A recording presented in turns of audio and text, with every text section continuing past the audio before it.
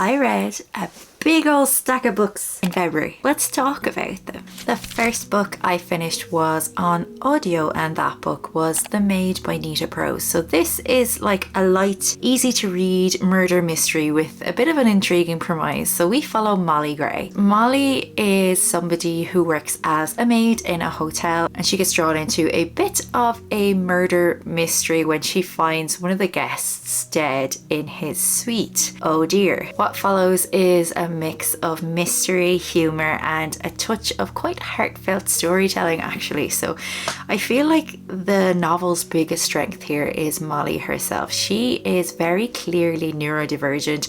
She's very autism coded, although the author never actually explicitly says that. Her unique perspectives and her really literal way of interpreting the world make her a very compelling and sympathetic protagonist. However, I will say that the writing maybe does tend to be that little bit simplistic, and the mystery itself is probably fairly predictable when you really get into it, with few real surprises along the way. But that said, some of the twists do feel maybe a little bit forced, and certain characters do kind of fall into certain tropes rather than being fully fleshed out.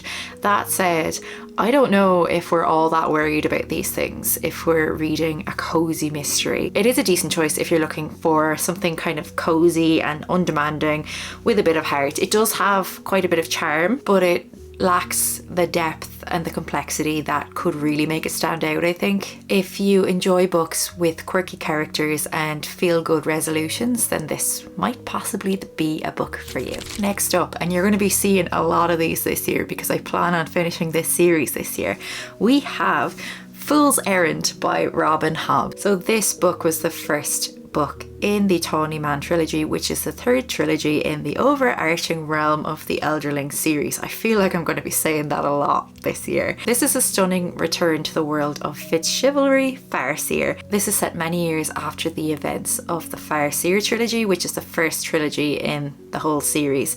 And this novel finds Fitz living in quiet seclusion under a new name. However, his peace is quite fleeting when somebody shows up and ends up drawing him back into life in the Six Duchies back at Bookkeep. And Fitz is tasked with rescuing somebody who is very important in the eyes of the kingdom. I love Robin Hobb's version of fantasy. Her storytelling here is as rich and immersive as ever. She really excels at character depth. Her novels are very slow for fantasy novels, but the world building is so slow and so intricate, and I really started to feel the richness of what she has done while reading this book. This one really deals again with things like grief and loneliness and Fitz's reluctant pull back into courtly politics. The relationship between Fitz and the Fool remains one of the most compelling relationships in any fantasy book I think I've ever read. I love the two of them. It's really layered with so much unspoken emotions and this really deep, abiding connection. The pacing is quite slow in the first half, and I know that this is a criticism of Robin Hobb for some people. I love her pacing. I love that she takes her time, but this one did feel a little bit slow in a way that I could see, okay, some people might really hate this. I didn't. I loved it. But it's slow, as I've mentioned, but it builds, and the emotional payoff is perfect.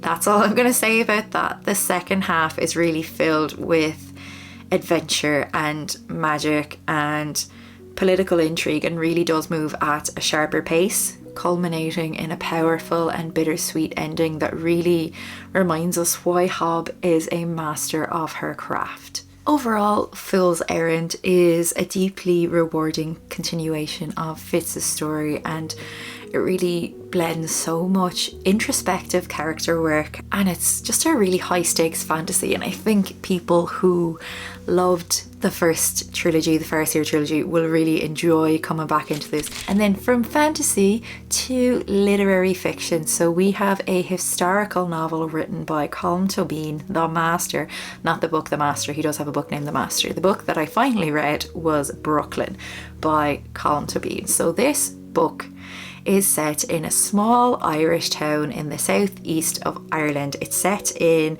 the 1950s and we follow Eilish Lacey. She lives with her mum and her sister in this small town and very much feels like her life is paved out for her. She hasn't got a whole lot going on, but knows that she will eventually get married and have children and stay in this small town. But lo and behold, an opportunity arises and she ends up moving to Brooklyn. She ultimately finds herself torn between these two worlds, her past in Ireland and her future in America. Tobin's prose is restrained and deeply evocative, and it captures the nuances of Eilish's emotions with a subtlety that really makes her journey feel achingly real. It's not a novel that relies on dramatic reveals or really intense moments. Instead, the magic and the power lies in the quiet, everyday moments. Tobin is so good at writing about what feels like almost nothing. He feels like an author that notices, and I think writing is so much about noticing. Eilish is quite a compelling, though often passive character, and much of her life is defined by the decisions of others, and this can be frustrating, but it does feel like a really authentic representation of a woman's life during this time. While Brooklyn is beautifully written, I cannot state that enough. Some readers may find its understated style too slow or too detached. The novel builds tension in this really sort of inevitable way, leading ultimately to Eilish having to choose between Ireland and America, and the resolution, like the rest of the novel, is subtle yet deeply affecting. I will say though that I thought this would be a 5-star book for me, and it wasn't in the end, because I feel like the ending maybe slightly left it down, because I felt like this book was very slow paced and Tobin really took his time, whereas I found the final act of the book felt to me quite a bit rushed and resolved a little bit too quickly. Now, I know that Long Island was published last year as a follow-up to this book, so presumably those sort of questions that we would have are probably resolved in that, although I can't say because I haven't read it yet. But for readers who appreciate character-driven stories and finely crafted prose, Brooklyn and indeed Colm Tobin are where you should be headed. It's a moving and deeply human novel. It's not a sweeping epic, but it's really tender and contemplative, and it is a great portrait of a woman from 1950s Ireland.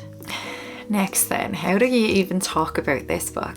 It was a whole experience. I'm talking about The Lamb by Lucy Rose. So this is Lucy Rose's debut novel, and as a debut it's really impressive. The Lamb is a really haunting exploration of a mother-daughter relationships set against a backdrop of macabre practices in rural Cumbria. The story centres on Margot. See, she's a young girl who's been raised essentially by her mother Ruth, and Ruth lures unsuspecting travellers, who they call strays, into their home only to drug them and kill them and consume them. Quite literally. This grim routine is interrupted when a woman named Eden shows up, and she winds up not being one of their strays, and she joins in and makes this a trio of a little family, and this is where things really ramp up. So Eden's arrival really changes and affects the dynamic within this household. So we're narrated from Margot's perspective, and the novel delves into themes of isolation and the complexities of maternal bonds and the awakening, I suppose, of personal desires. Rose's portrayal of Margot really captures the innocence and the confusion of a child raised in such a disturbing environment. It really effectively conveys her internal predicaments and her conflicts and her burgeoning awareness of what's really going on within the home. The narrative is really imbued with a sense of dread. It just feels so suffocating in so many ways, and Rose really skillfully builds the tension throughout vivid descriptions of their really gruesome rituals. So this is not for the faint of heart. Many trigger warnings. This is about cannibalism, and she goes into a bit of detail. The atmosphere is really oppressive. It just feels so isolated, and you feel so secluded, and you just feel a bit trapped along with Margot. It was really well done. So while the novel's prose is incredibly evocative, some readers may find the more repetitive elements kind of reflective of its almost fairy tale-like structure. The story's pacing maintains this sort of steady build-up, leading to a conclusion that is both unsettling and thought-provoking, and maybe in some ways feels quite inevitable. I will say again, the violent descriptions of cannibalism may be incredibly overwhelming for some and potentially overshadows the more quiet nuances of the narrative. This is a very beautifully written literary horror novel, but it is horror and it is a bit gross, or a lot gross. And if you don't have a strong stomach, then maybe pass up on this one. So in essence, The Lamb is a really compelling and challenging read, but it offers this really unique blend of horror alongside dark fairy tale elements. It provides this really profound commentary on the extremes of maternal influence, I suppose, and the struggle that we all have for personal autonomy, but then within this cloistered and stifled upbringing. It's quite the book. I'm not going to say that I really enjoyed it, but I read it within 24 hours. It was so compulsive, and if you feel like you're up for it, I really do recommend this book, but just know what you're getting yourself into. Next is another audiobook that I finished, and we are talking about Starling House by Alex E. Harrow. So this is a book that I just really wanted to love. I thought it would be right up my street. It's a gothic haunted house story with a southern atmosphere and this sort of strong, scrappy heroine, and it sounded right up my alley. Unfortunately, while this book had all the right ingredients, it just fell a bit flat for me. So we follow Opal, and Opal lives in a small town with her brother. They never really had their dad around, and their mother has passed away, and Opal's trying to work to get a bit of money to help to send her brother to college. And she ends up working in this eerie gothic house called Starling House, and she becomes entangled with Arthur, who lives there and is sort of the caretaker of the home. So this is a book with a supernatural mystery at its core. The premise is really intriguing, and Harrow's writing is undeniably quite lush and quite evocative, but the pacing dragged for me and made it quite difficult to stay invested. One of my biggest difficulties, I suppose, was the characterization. Opal is meant to be tough and resourceful, but I found her internal monologues quite grating after a while. Arthur, this caretaker in Starling House, despite his brooding appeal, felt quite underdeveloped as well, and I felt like I had a lot of questions about the world and about what was going on, and maybe I just missed out and didn't hear them, but I feel like there were details that I wasn't really given that maybe I should have been as a reader, and it would have made the world feel a lot more fleshed out and a lot more immersive. Overall, this book I found really had potential, but just didn't hit the mark for me. But that said, I know that a lot of people really do love this book. Maybe I would have been better off reading this one physically, but alas, here we are. I've listened to it on audio, and I almost actually forgot that I read it last month because it just didn't really impact me in any way. I thought it was fine. Next then, if you are a fantasy or a sci-fi reader, or if you are just a reader, you've probably heard of this book somewhere along the line, and that book is The Fifth Season by N.K. Jemisin. So this is a masterful blend of fantasy, of sci-fi, and of post-apocalyptic writing. We're set in a world where the earth itself is a real force of destruction.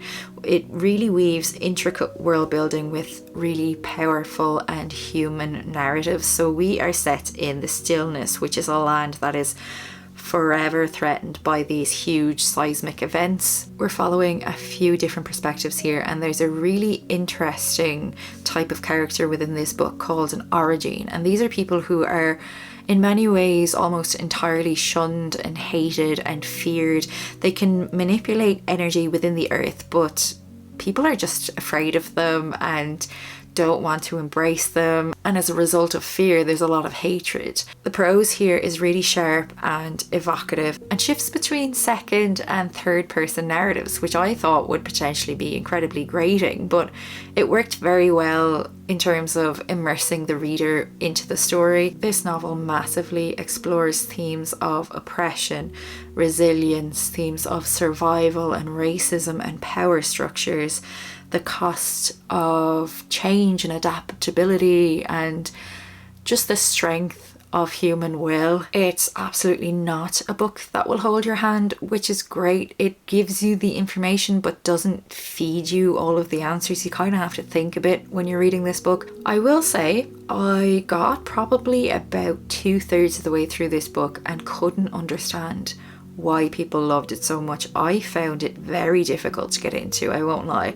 I really struggled with it. I didn't know why people loved it so much, but that last section then, it just hit me. And at the end I was able to look back and say that this novel is really quite incredible in what it achieves.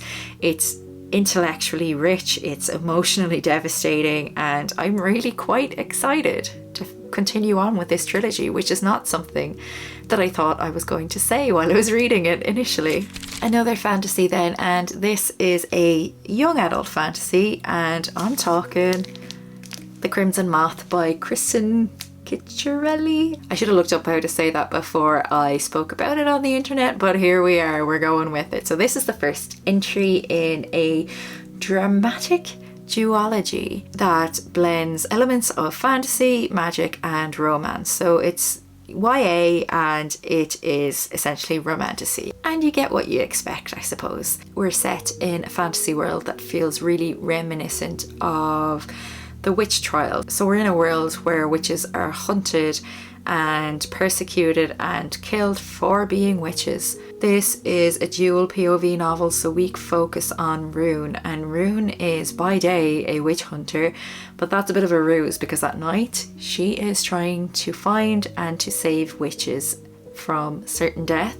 She herself is a witch, believe it or not. And Rune ends up meeting Gideon, and of course Gideon is this super powerful witch hunter, and they end up building a bit of a turbulent relationship. And I thought this book was quite fun. Definitely read it if you're looking for something along these lines. I did find it to be quite a little bit lacking in its world building, and I really did struggle to find a reason for literally all witches to be killed.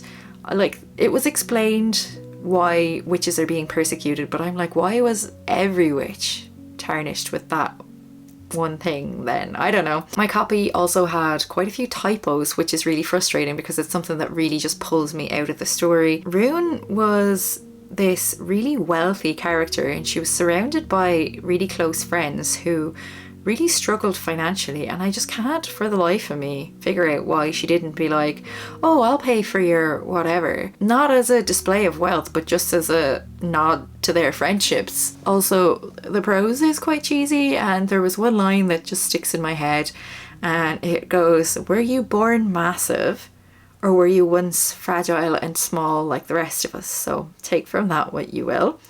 There are also some triggers in here that I would suggest looking into, particularly SA and self-harm, so it's not going to be for everybody in that regard as well. All of these things aside, I actually still really enjoyed this book. I read it really quickly, I found it incredibly compelling and fun, and while I didn't love it and I saw quite a few of its flaws, I just didn't care. I enjoyed it. Next up then we have The Safekeep. This book was shortlisted for the Booker Prize, and as of today the Women's Prize long list has been announced, and this is also on the long list. I'm not going to speak on the Women's Prize because this year's priority is to read all of the books on my shelves, but I will say it's very disappointing to find a TERF on that list. All that aside, this book is simply incredible. So we are in the Netherlands, set in and around the 1960s, and this is a really poignant exploration of love and of guilt and the shadow of history. We follow Isabel, who is a really cold and solitary woman, and she's living in her mother's house, who has passed away. So she's living there on her own. And through the course of this novel, her brother's girlfriend ends up coming to stay with her while he is away. Her brother's girlfriend is named Eva, and she's really quite different to Isabel. She's a lot warmer, and she doesn't understand why Isabel is treating her so coldly and quite cruelly as well at times. The story delves into the complexities of their relationship, and the prose is really tender and lyrical and captures these beautiful nuances within their relationship. The writing immerses us as readers into a world that is at once really sweltering and suffocating. We're set in a really hot summer, and this really reflects the emotions that are simmering and bubbling beneath the surface. The atmosphere is really evocative and draws you into the confined spaces of the house and the broader societal constraints, I suppose, of the time. So really shows us how restrictive and restricted life was for women at the time, and how they had to depend on men for quite literally everything. And central to this story then, of course, is a sapphic relationship that was really frowned upon at this time, and the portrayal of their bond is just so tender and complex, and really expertly highlights the challenges that they face in a society that offers them just very little autonomy, unfortunately. We're set against the backdrop of the Netherlands still grappling with the aftermath of World War II, and this adds so many deeper layers to the story then as well. I really loved this book. It was so beautifully written, and it just has this subtle complexity that I found to be just masterful. It really reminded me of how I felt when I watched Portrait of a Woman on Fire. If I had to give any criticism of this book, like Brooklyn, I feel like this is quite slow to build, and then it just moves very quickly in the final act, and felt a little bit maybe tied up too neatly. But that said, it's not much of a criticism. Overall, this book is incredible. As a debut, I am so impressed, and I really look forward to reading more by this author sometime soon, hopefully. And next up then is a book that I was really fortunate to receive as an advanced reader copy from Vintage Books, so huge thanks to them. And the book I'm talking about is The Fisherman's Gift by Julia Kelly. So this novel is a novel which is set in a small, rugged Scottish village around the dawn of the 20th century. So it is yet again another historical novel.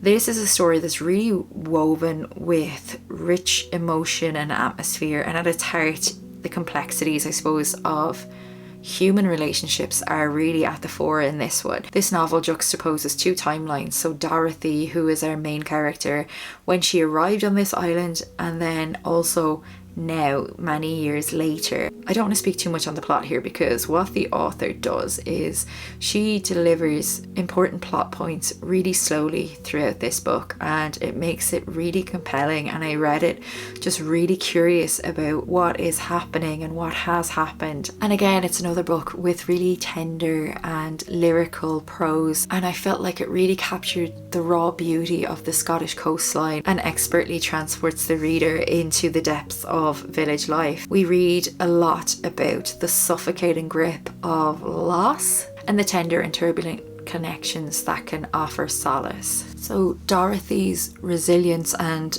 vulnerability make her a really compelling character as well. I rooted for her so much, even though I could see that she was also quite flawed. This book felt like a really gripping sort of character study, and the pacing is slow and deliberate, which I found felt like it really mirrored the slow unfolding life of this small isolated village at the turn of that century. The ending offers a nice resolution while still maintaining the emotional complexity of the story. It is absolutely a book that has stayed with me since I read it. I felt so immersed in village life and suffocated by societal expectations and the turbulence and grief that causes. I really find myself pulled toward novels set in isolated or rural coastal settings. There's just something about them that I always seem to love, and this book was no exception. I'm so glad to have read it, and as of this video going up, this book will have been published, so you can pick it up yourself in bookstores now if it sounds like something that you might be into. And then next, I think many of us will be aware of this book if indeed you haven't actually read it already. I'm talking The Thursday Murder Club by Richard Osman. So this is a charming, witty and unique take on the cozy mystery genre, which is a genre that I would really like to read more of. We're set in this peaceful retirement village and we follow 4 pensioners who are friends and who meet every week to try to solve cold cases. Aren't they delighted then when a murder happens within their vicinity and they can get together and try to figure out what has happened? And it's basically quite a quirky whodunit. This is a book that's heartfelt and funny and really balances those things really well. It's also a genuinely compelling mystery and there are some clever twists in here, I will say. But it also deals with deeper themes like loneliness and regret and these sad stereotypes surrounding older people that make us think that they're useless or past it or just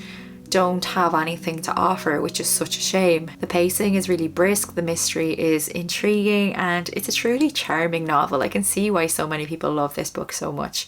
I did find it maybe a little bit meandering at times, and some readers maybe might find it a little bit too sort of quirky or whimsical given the subject matter, but I can certainly see why this book is loved so much. And it's a bit silly, but ultimately it's filled with such a lovely warmth, and I'm sure that that's replicated throughout the rest of the series, so I think I'll continue with this one. It was really nice and fun.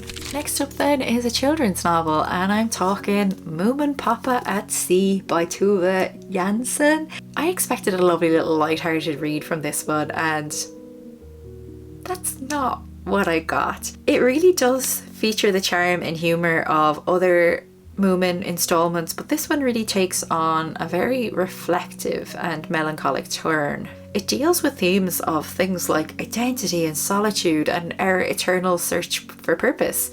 It's incredible because this is literally a children's book. We follow the Moomins as they're uprooted. Moominpappa decides he would like a bit of an adventure, so he basically takes himself and his whole family to this rugged island which has a lighthouse on it, and they decide that they're going to live there in this lighthouse and they're going to become lighthouse keepers. However, life on the island isn't quite the grand adventure that they've been hoping for. The landscape is unwelcoming and stark, and the lighthouse that they're living in had previously been abandoned, so it's kind of fallen down around them a little bit and they really struggle to adjust.